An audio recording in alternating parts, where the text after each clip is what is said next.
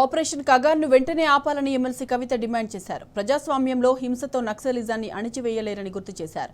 BRS అధినేత కేసీఆర్ సూచించినట్లు చర్చల ద్వారానే సమస్య పరిష్కారం అవుతుందని తేల్చి చెప్పారు. ఆపరేషన్ కగార్కు నిలిపివేసి చర్చలకు పిలవాలని బీఆర్ఎస్ ఆధ్వర్యంలో కేంద్రానికి లేఖ రాస్తామని కవిత వివరించారు.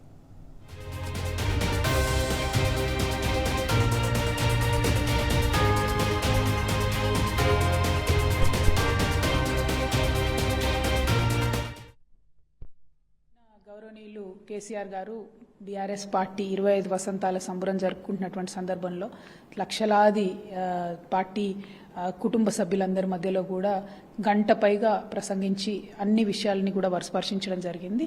అందులో ప్రధానంగా ఆపరేషన్ కగార్ ఏదైతే చేస్తూ ఉన్నారో నక్సలైట్లని కంప్లీట్గా అంతం చేస్తామని చెప్పి భారతీయ జనతా పార్టీ ఏదైతే పంతం పట్టి ముందుకు పోతుందో ఆ పంథా కరెక్ట్ కాదు, దాన్ని మార్చుకోవాలి.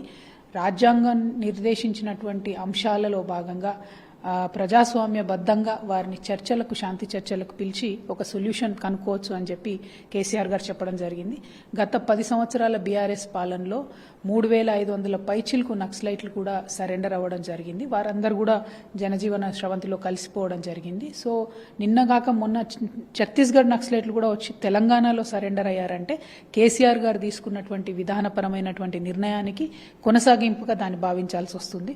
ప్రధానంగా ఇవాళ ఛత్తీస్గఢ్లో ఆపరేషన్ కగార్ జరిగే చోట అది నక్సలైట్లు చనిపోయినా, మన పోలీసు వాళ్ళు చనిపోయినా, జవాన్లు చనిపోయినా, ఆదివాసీ మహిళలు కానీ ఆదివాసీ యువజనులు మరణించినా కూడా చనిపోయేది అందరూ కూడా మన దేశం వాళ్ళే. కాబట్టి ఒక సానుకూలమైనటువంటి వాతావరణంలో కేంద్ర ప్రభుత్వం ఆలోచన చేయాలి, చర్చలకు పిలవాలి. చర్చలకు నక్సలైట్లను పిలిచేటటువంటి క్రమంలో అన్ని రాష్ట్రాలు, ఈ రెడ్ కారిడార్లో ఉన్న అన్ని రాష్ట్రాలు, అక్కడ ఉండేటటువంటి అన్ని పొలిటికల్ పార్టీస్ని కలుపుకుంటే రేపు పొద్దున ఈ సమస్య పునరావృతం కాకుండా ఉండేటటువంటి ఆస్కారం ఉంది. కాబట్టి కేంద్ర ప్రభుత్వం తక్షణమే నక్సలైట్లను చర్చలకు పిలవాలని చెప్పి నేను కోరుతా ఉన్నాను. ఆపరేషన్ కగార్ కూడా నిలిపివేయాలని చెప్పి కూడా కోరుతా ఉన్నాను.